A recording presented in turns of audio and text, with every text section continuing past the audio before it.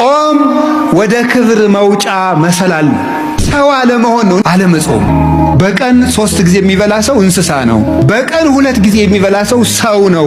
በቀን 1 ጊዜ የሚበላ ሰው ደግሞ መልአክ ነው። መብልን እየቀነሰ ሲሄድ መልአካዊ ባህሪውን የሚሰለጥነው የሚያቅደው ነገር የሚያምር ሰው የማይጎዳ ሀገር የሚጠቅም ራሱን የሚያሳድግ አይምሮ ሁሉ ደብዛዛ አይደለም፣ ስል ነው። ከፍጥረት ሁሉ የከበረ ማን ነው?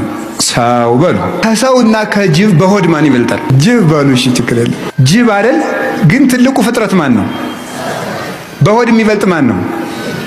የሰው ክብሩ ምግብ አይደለም ማለት ነው።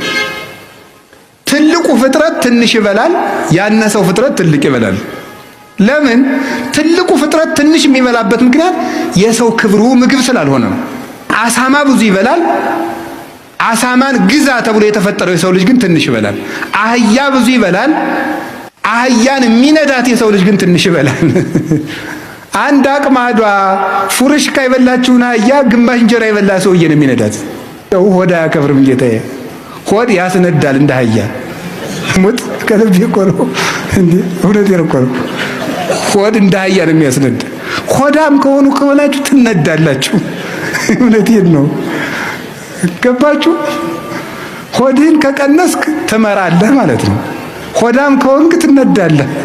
እንደዚህ ነው የምትሆነው። ሆዳም ሰው ጊዜም እንደተነዳ ነው የሚኖረው። የራሱ ሐሳብ የለውም። አህያ ምን ሐሳብ አላት? መነዳት ነው። አቱኑ እንደዚያ ጾሙ። ተጾምን ነው እግዚአብሔር የሚያከብር